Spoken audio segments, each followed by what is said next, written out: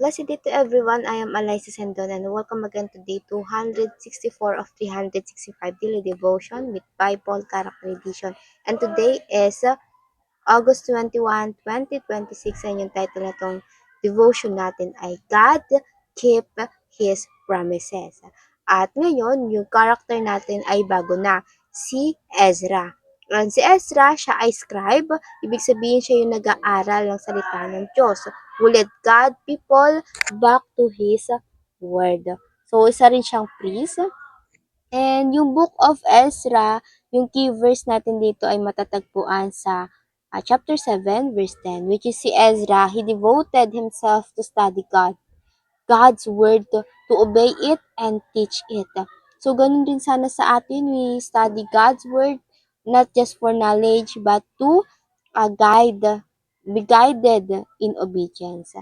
And dito sa scripture for today natin, Ezra chapter 1, 1 to 2 sa Tagalog.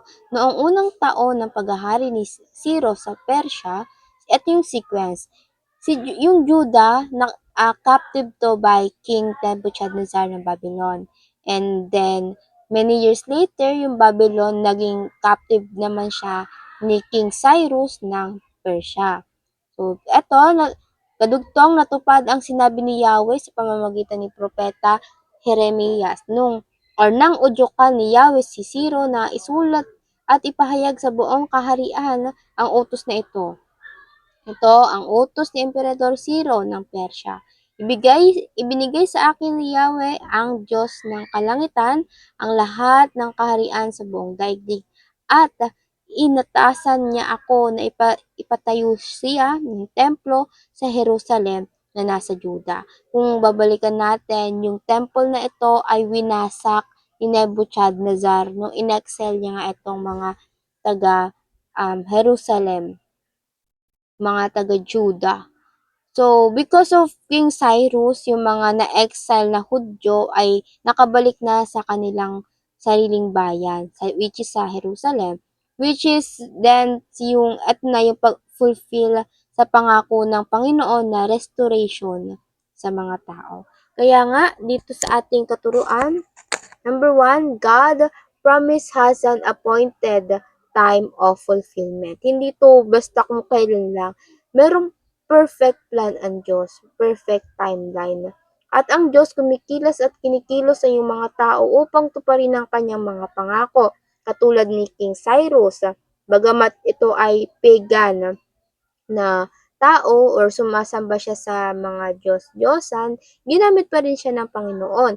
Ang Diyos, hawak niya ang puso nito upang gawin ang pangako niyang restoration sa Juda. Kaya nga agad walang matigas na puso sa Diyos na lumikha nito. Ang desisyon sa mga taong kinatatakutan natin, nasa Diyos pa rin ito. Kung makatanggap ka ng rejection ngayon, be thankful dahil ang Diyos ang may gawa nun. At for He know what path you better go. Hindi tayo pinagsisettle ng Diyos sa pangit, kaya laging may good redirection ang Panginoon. Kaya dapat pagkatiwalaan natin at pagpasalamat natin yung mga bagay na hindi natutuloy sa ating buhay. And pangalawa, God uses even pagan to accomplish His purpose. Ayun nga, si King Cyrus. Ganito makapangyarihan ang Panginoon. Hindi lang taong matuwid yung kanyang ginagamit to accomplish His purpose, His mission. Again, pwede niya gamitin yung mas masama pa para bigyan parusa yung mga masasamang tao. And gamitin yung mga mabubuting tao to bless other people. Kaya huwag tayong magtataka bakit yung masasama minsan ay may nadudulot na kabutihan. Kasi ang Diyos ang kumilos sa kanila. But it doesn't mean na wala na silang accountability pagdating sa Diyos. Everything we do today, remember, ipagsusulit natin ito sa harapan ng Diyos. Halimbawa sa scripture nga, si Judas, bagamat siya ay ganit sa pera, ginamit pa rin siya ng Panginoon para mat-fulfill yung sinasabi sa banal na kasulatan. And pangatlo, God faithfulness inspire us to carry on.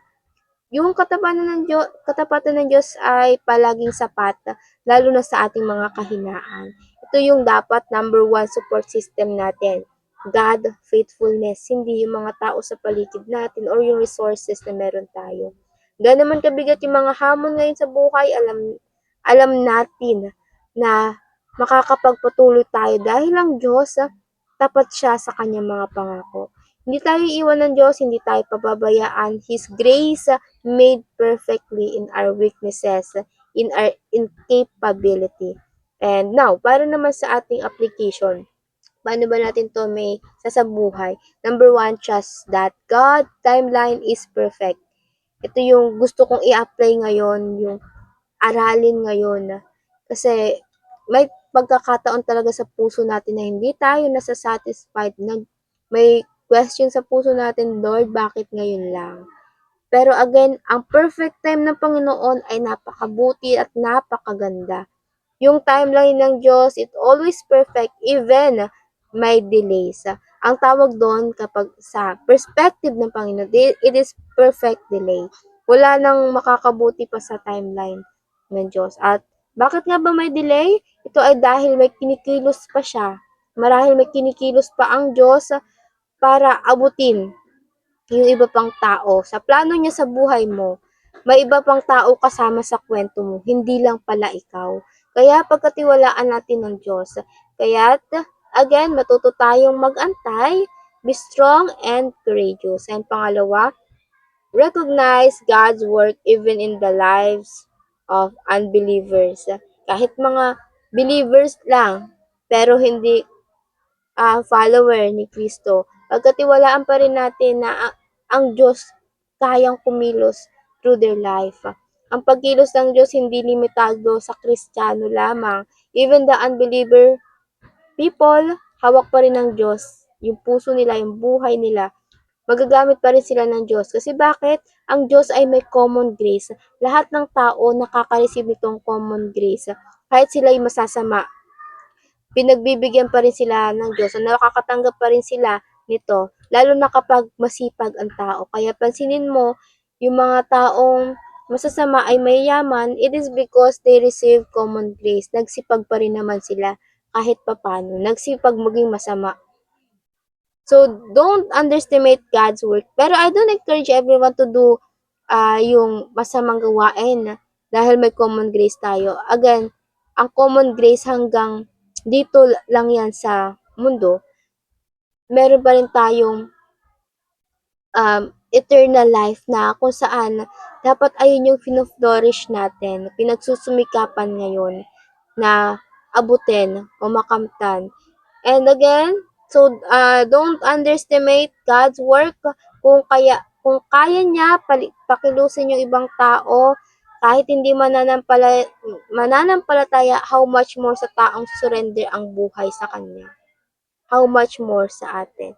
And lastly, never give up because God does not give up. Kahit ilang 0 days pa yung ulitin natin, huwag tayo sumuko dahil may Diyos sa atin na hindi sumusuko. May Diyos tayong laging kasama, handang makinig, pwede nating iyakan at higit sa lahat, tumutupad sa kanyang mga pangako sa takdang panahon. Kaya anumang daranasan natin, ipanalangin natin palagi dahil ang Diyos ay may malasakit sa atin. At yun lang po for our discussion para para naman sa ating reflection, why it is important to believe that God timeline has no delay. And yun lang po. I hope tomorrow we will see again each other in this devotion. See you again and God bless.